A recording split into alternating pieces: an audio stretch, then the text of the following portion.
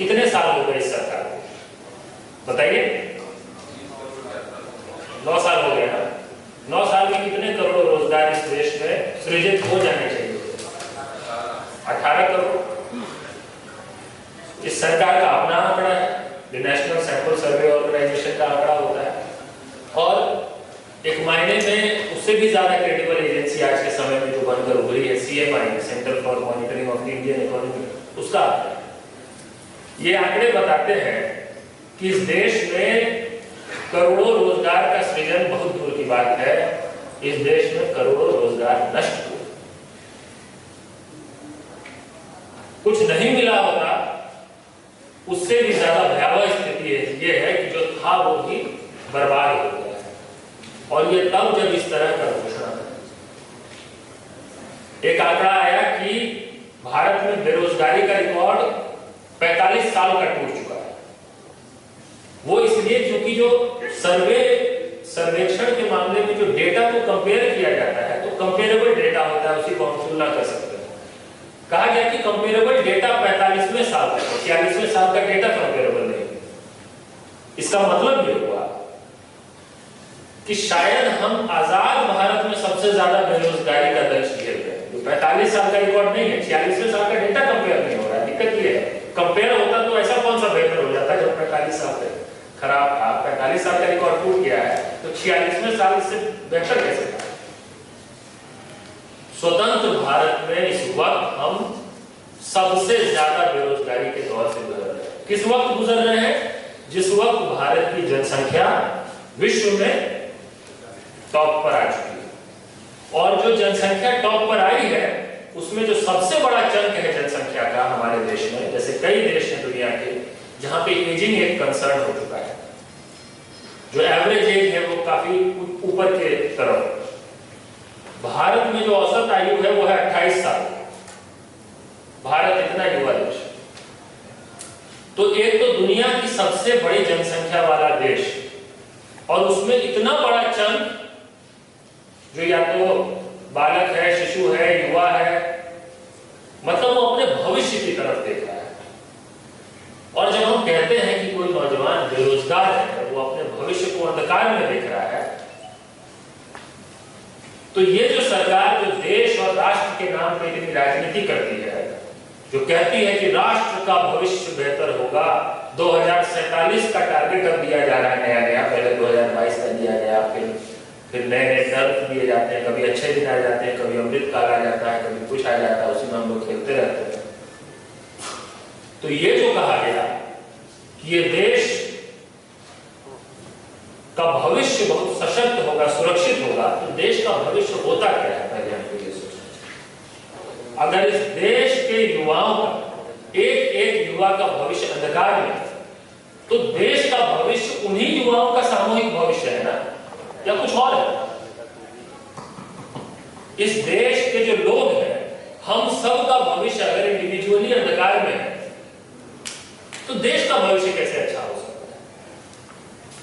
तो हम जब बात करते हैं रोजगार की, तो हम देश के बेहतर भविष्य की बात करते हैं। इस सरकार ने क्या किया? देखिए, 2024 का चुनाव नजदीक आ रहा है। एक घोषणा किया प्रधानमंत्री ने, उन्होंने कहा कि 1 साल में अब हम 10 लाख नौकरी देंगे। आपने सुना है ये घोषणा?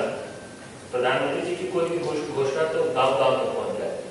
हम लोग सच बात भी कहते रहे तो वो भी अपने ही बीच में घूमता रह जाता है। उन्होंने कहा कि 1 साल में 10 लाख नौकरी देंगे, सरकारी नौकरी देंगे, ये 10 लाख सरकारी नौकरी। अब मैं आपको एक बार आंकड़ा बताऊं, इसी सरकार ने पिछले 9 साल में 7,22,000 सरकारी नौकरियां दी। 8 या 9 साल में मान लीजिए, 8 साल में 8 लाख नौकरी नहीं दे पाए, लेकिन अब 1 साल में 10 लाख दे देंगे।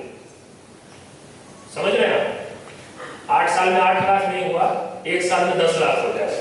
रोजगार को लेकर किया एक एक वादा जुमला साबित हुआ। 2 करोड़ रोजगार जुमला, रेलवे के जरिए हम 2 लाख नौकरी देंगे 2 साल में। ये कब बोला गया पता है आपको?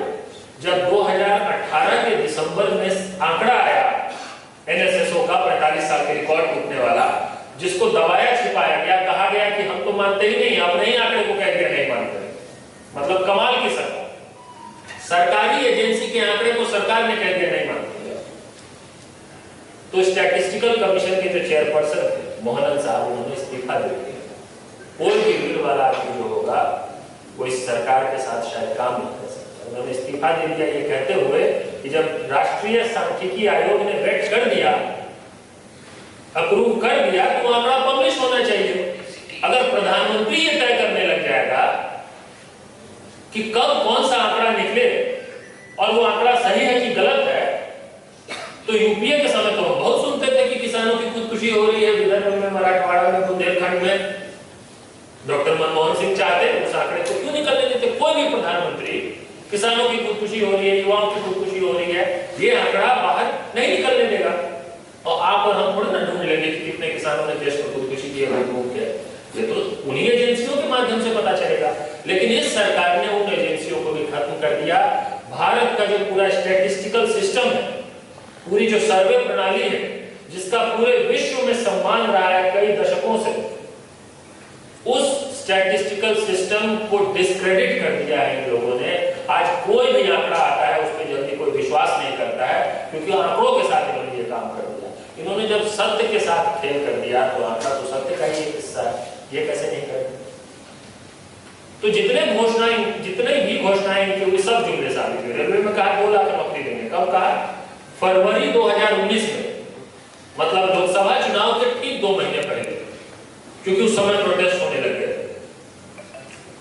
लेकिन जब, और उसी समय विज्ञापन भी जारी कर दिया रेलवे ग्रुप डी का, एनटीपीसी का, उसमें आवेदन भी, इसमें तो हमारे राजेश भाई जेल भी चले गए उसने जब प्रोटेस्ट किया।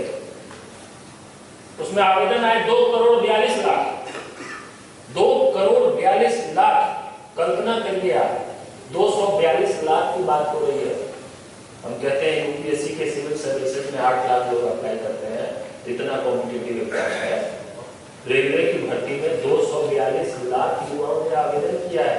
वो कितना कॉम्पिटिटिव है जरा सोचिए। कॉम्पिटिटिव होने का मतलब समझ रहे हैं ना? प्रश्न कितना कठिन है ये नहीं होता है कॉम्पिटिटिव होने का मतलब। 242 लाख लोगों में अगर कुछ का चयन होगा रेलवे की ग्रुप डी के लिए ही होगा, वो कितना कॉम्पिटिटिव होगा सोचिए। और वो कौन दे रहा है वो परीक्षा? इस देश का किसान, मजदूर, गरीब। कौन रेलवे में ट्रैकमैन और गैरमैन बनने जा रहा है? जिससे घर पर पैसा है, जो अरबपति है, कहता है कि 5 साल बीत जाए भर्ती पूरी नहीं। तो हम कहते हैं कि भाई आप समयबद्ध ढंग से भर्ती तो कम से कम पूरी कर दीजिए। इतना मिनिमम डिमांड आपको पूरा करने में क्या दिक्कत होती है? तो आज फिर से नए नए जुमले दिए जा रहे हैं। अब कहा जा रहा है 10 लाख नौकरी,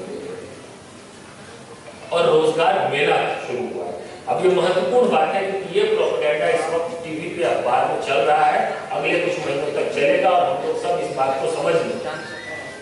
रोजगार मेला बीच बीच में कुछ महीने पे हमारे माननीय प्रधानमंत्री कर रहे हैं। कभी कहते हैं 70,000 लोगों को नियुक्ति पत्र बांट रहे हैं, कभी कहते हैं 60,000 लोगों को नियुक्ति पत्र बांट रहे हैं।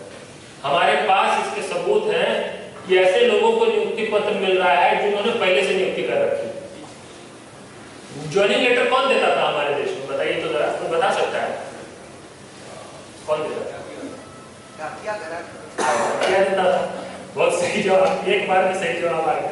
हमारे देश में ज्वाइनिंग लेटर जो है पोस्टमैन देता था। बेचारे पोस्टमैन के भी पेट पे लाके मार दिए। ज्वाइनिंग लेटर भी प्रधानमंत्री बोले,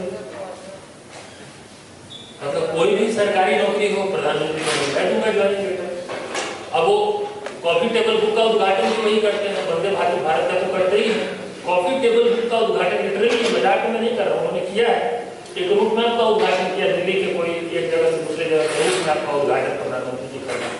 तो नियुक्ति पत्र तो वो बांटेंगे, लेकिन छल इसमें क्या है वो समझ। छल ये है कि नियुक्ति पत्र ऐसे युवाओं को बांटा जा रहा है जो ऑलरेडी नियुक्ति पत्र पाके ज्वाइन कर चुके हैं। अब उनको क्या दिक्कत है? प्रधानमंत्री बुला रहे हैं ज्वाइनिंग लेटर देने, 5 बार बुलाए तो 5 बार चले गए। लेकिन हम लोग को तो दूर से लग रहा है कि 70,000 को नियुक्ति पत्र दे दिया। इतना बड़ा खिलाड़ी जो है, कभी हमको नहीं लगता है कि ऐसा। मैं बड़ी जिम्मेदारी से कह रहा हूं कि भारत में तरह तरह के प्रधानमंत्री प्रधानमंत्री हुए होंगे, इतना फ्रॉड प्रधानमंत्री कभी नहीं। फ्रॉड है, पूरी तरह से फ्रॉड, जिसने पूरे मीडिया मशीनरी का इस्तेमाल कर लिया है अपनी फ्रॉडलेंस का घर घर तक जो है सत्य के रूप में पेश करने के लिए। और हमारे पास हमारे संसाधन से लेके मीडिया तक को सिकुड़ दिया गया है कि हम चिल्लाते चिल्लाते रहे, इसी हॉल में पूछते रहेंगे, वो कुछ भी कह देगा जो है लोग सच मानने लग जाएंगे। और ऐसे माहौल से लड़ने का, संघर्ष करने की किसकी जिम्मेदारी है? सबसे बड़ी युवाओं की जिम्मेदारी है, नौजवानों की। हमारे पास सबसे ज्यादा स्टेज पर पड़ा हुआ है, पूरा जीवन रखा पड़ा है। आगे देश कैसा बनेगा उसका आनंद लेना हो, चाहे खामियाजा भुगतना हो, सबसे ज्यादा हमको भुगतना पड़ेगा। तो सबसे ज्यादा हम लड़ेंगे, सबसे ज्यादा हम समझने की कोशिश करेंगे कि खेल क्या चल रहा है। अब परीक्षा की चर्चा कभी कभी करते हैं प्रधानमंत्री, उनकी खासियत है, क्योंकि प्रधानमंत्री तो है नहीं, तो गार्जियन है ना। लोग बात करते हैं, आम लोग ऐसे बात करने लगे, प्रधानमंत्री की आलोचना नहीं करो भाई। ऐसे कोई अपने पिताजी की आलोचना करता है प्रधानमंत्री? 2014 से पहले इस देश के नागरिक सबसे ज्यादा प्रधानमंत्री को गाली देते थे। नेता का मतलब ही होता था कि भाई दो दोस्त मिलकर नेता को गाली, तो कोई भी नेता है, परंपरा रही है लोकतंत्र में। अब एकाएक हो गया कि प्रधानमंत्री के बारे में कुछ बोलना ब्लास्फेमी। ऐसा कैसे हो गया? मतलब तुम कहे तो हम मान ले, हम चुपचाप रह जाए, तुम ज्यादा बोलोगे तो हम ज्यादा बार फ्रॉड बोलेंगे उसको। हम कैसे मान ले इस बात को? भाई बेड़ा गर्क कर दिया हमारे भविष्य का, देश का, अर्थव्यवस्था का, समाज का, लोकतंत्र का। हम चुपचाप देखते रहे, झेलते रहे, हर हर मोदी करते रहे, हम तो नहीं करेंगे। इस हॉल में जितने लोग हैं, हम अकेले भी बचेंगे तो नहीं करेंगे। वो चाहे सर कलम से करने की कोशिश कर चुके हैं। ये जो अभी हम जिस ठेका प्रथा की बात कर रहे हैं ना, ये सेना तक पहुंच गया है, देश की सुरक्षा तक पहुंच गया है। देश की सुरक्षा भी ठेके पे डाल दिया गया। और जब उसका विरोध किया हमने तो तिहाड़ जेल में डाल दिया, और तो कोई उपाय नहीं है। भाई ईडी सीबीआई तो वही लगाएंगे ना जहां कुछ ईडी सीबीआई को मिलेगा। दुर्भाग्य ये है कि जो विपक्ष की पार्टियां हैं, जिनके भरोसे आज हम लोग बैठे हुए हैं, अगर वो ईमानदार होती, उनमें नैतिक बल होता, तो आज के देश की स्थिति भी नहीं होती। ये बोलने से बचने की जरूरत नहीं है हम लोग को। ये बोल के बचेंगे अगर हम, तो हम अपने नैतिक बल को कमजोर कर देंगे। भाई सरकार किसी की आए जाए, हम अपने मॉरल कंपास से तो कॉम्प्रोमाइज ना करें। कम से कम हम तो कहेंगे ना कि कई सारी विपक्ष की पार्टियां हैं, क्या मकसद है इनका? जब प्रधानमंत्री और बीजेपी कहते हैं ये सारी पार्टियां जो है अपने अपने परिवारों को सेट करने में लगे हुए हैं, तो इस देश के 90% लोग उसको सच मानते हैं। सच मानते हैं क्योंकि इसमें सच्चाई है। और इस बात को हम नहीं बोलेंगे तो हम भी नैतिक बल को, अपने नैतिक बल को भी इन पार्टियों के भरोसे खड़े होने के चक्कर में खत्म कर देंगे। हमें बोलना पड़ेगा। ये हालात है आज देश के। अब इस ऐसे हालात में मैंने परीक्षा की चर्चा की, लेकिन उसको पूरा नहीं किया तो मैं 1 मिनट उसके बाद कह देता हूं, क्योंकि पेपर लीक आजकल बहुत ज्यादा डिस्कशन में होता है। और कई बार जब कोई संकट आता है तो उसको राज्य का विषय बना दिया जाता है। हमारे देश में नहीं बदलता है। मतलब अच्छा हो तो हर हर मोदी, खराब हो तो जनता दोषी। ये फॉर्मेट है आज के समय। गड़बड़ कुछ हो जाए ना, राज्य सरकार जिम्मेदार, ये जिम्मेदार, वो जिम्मेदार, पब्लिक की जिम्मेदार, ज्यादा लोग चढ़ गए पुल पे तो टूट गया पुल, सब लोग जिम्मेदार हो सकते हैं, वो नहीं जिम्मेदार होते। अच्छा कुछ हो जाए, हम तो देखिए गांव में रहते हैं, अनिल जी हमारे जिले से आते हैं, हम तो देख रहे हैं गांव घर में किस तरह का विमर्श है। कोई सड़क अच्छी लग रही है तो मोदी जी ने बनवाया, वो चाहे स्टेट हाईवे हो, चाहे वो गली का ये पगडंडी हो। अब कोई हाईवे भी टूट जाए अगर तो इंजीनियर, ये डुप्लीसिटी कहां से आ रहा है? कम से कम अपने आर्गुमेंट में तो वो ना रखे होंगे ना।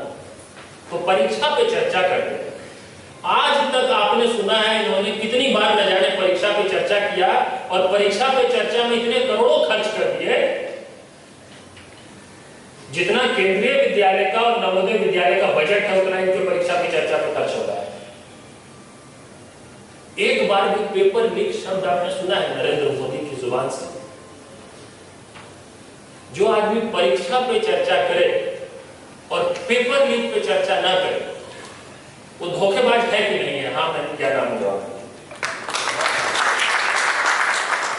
परीक्षा पे चर्चा करते हैं लेकिन बोलेंगे कि पानी पी के परीक्षा देने जाना चाहिए, रात को समय पे सो जाना चाहिए, सुबह जल्दी उठना चाहिए, माँ बाप का आशीर्वाद देना चाहिए। भाई तुमको इसलिए थोड़ी ना प्रधानमंत्री बनाया भाई, पता है हमको। ये हम अभी निकल के कॉन्स्टिट्यूशन क्लब के बाहर में किसी को पकड़ लेंगे, पूछ लेंगे कल परीक्षा क्या करे, कहेगा समय पे सो जाना। इसके लिए प्रधानमंत्री बनाए हैं कि आप करोड़ों खर्च करके लोगों को कहें कठिन प्रश्नों के पहले उत्तर दो, आसान के बाद में दो। मतलब जोकर हो गया भाई, प्रधानमंत्री है।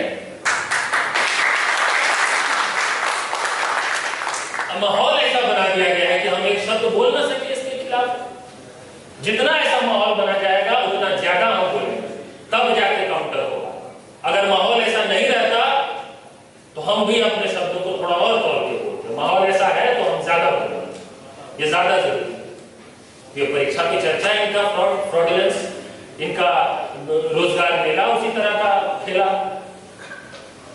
अब जिनको नियुक्ति पत्र देना चाहिए,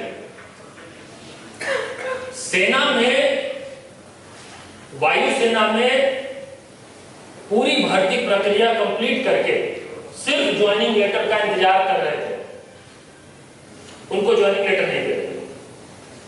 अर्धसैनिक बलों में सारे एग्जाम्स क्वालिफाई करके, मेडिकली फिट होके, सब चीज करके ज्वाइनिंग लेटर मांग रहे हैं, उनको ज्वाइनिंग लेटर नहीं दे रहे।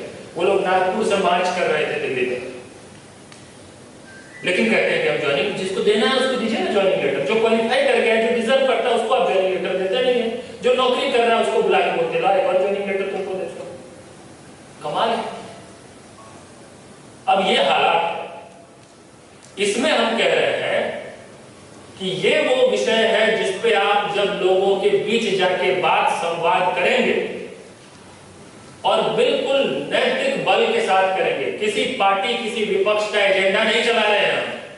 कौन सरकार बनाता है नहीं बनाता उससे मतलब नहीं है हमको। कल को कोई और बनाएगा, वो गड़बड़ करेगा, उसके खिलाफ भी इतनी मजबूती से बोलेंगे।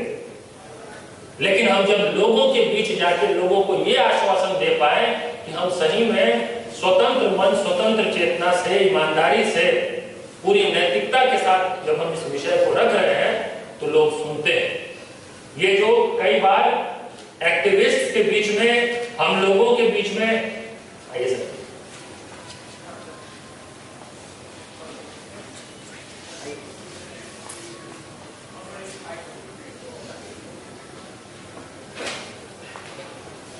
कई बार ये कॉमन रिफ्रेन हो गया है ना कि लोग नहीं समझ रहे हैं, पता नहीं लोगों को क्या हो गया है। तो मैं बड़ी जिम्मेदारी से कहना चाहता हूं और कुछ अथॉरिटी से, दिल्ली में कम समय रहते हैं भाई हम लोग और हमारी ज्यादातर साथी लोग, ज्यादातर समय घूमते भटकते ही रहते हैं। लोगों को सब समझ में आता है। लोगों को जहां ये समझ में आता है कि आपकी बात में, आपकी सच्चाई में कोई मिश्रण है या किसी पार्टी का एजेंडा है, तो लोग वो भी समझ जाते हैं। लोगों को इतना समझ में आया है सच्चाई ये। जिस दिन हम इस सरकार की आलोचना करने निकलेंगे, लेकिन लोगों को लगेगा कि हम सरकार को हटाने से ज्यादा किसी विपक्ष की पार्टी की सरकार बनाने के लिए निकले हैं, लोगों को वो भी समझ में आता है। और जब लोगों को समझ में आ जाता है तब वो आपकी बात नहीं सुनते हैं और तब आप कहते हैं कि लोगों को समझ में नहीं आता है। उनका काम उनको करने दीजिए ना, जो पार्टियां नहीं कर रही वो तो कर नहीं रहे। कम से कम हम जो कर सकते थे, हम अपने, वो कहते हैं ना, एक वेपन के शार्पनेस को खत्म कर दे। हम अपनी स्वतंत्रता के आधार पर जो कह सकते थे। हमने पूरे बिहार के हर जिले में यात्रा की, उत्तर प्रदेश में कई कार्यक्रम किए, गुजरात में हुआ, राजस्थान में हुआ, मध्य प्रदेश में हुआ।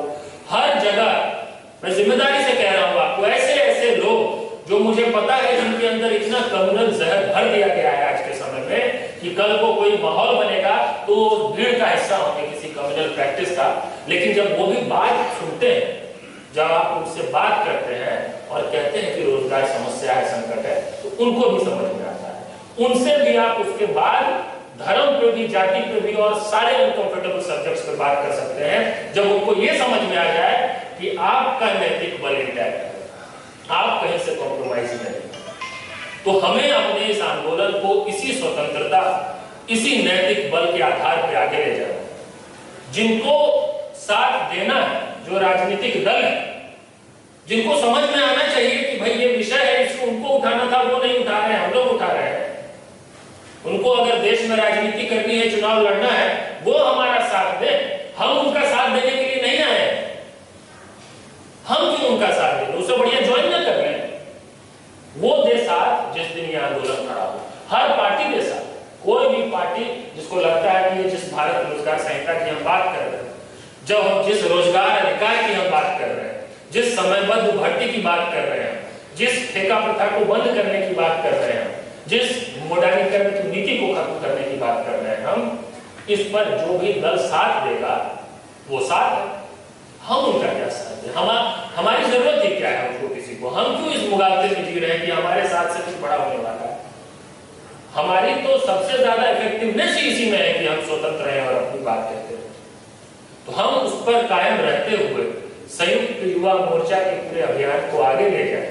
इन चारों बिंदुओं पे और जितने भी ऐसे समूह हैं, शिक्षक भर्ती की बात हो, आप देखिए शिक्षक भर्ती की बात आज बिहार में चल रहा है। बिहार में शिक्षक भर्ती का प्रदर्शन हुआ और किस तरह से आवाज को दबाया गया, कुचला गया। एजुकेशन डिपार्टमेंट के जो एसीएस है, उन्होंने लेटर जारी किया कि 13 तारीख को जो भी टीचर स्कूल में नहीं होगा उसको सीधा सस्पेंड कर दो, क्योंकि 13 तारीख को प्रदर्शन है। ये कौन कर रहा है? ये तो बिहार की सरकार कर रही है।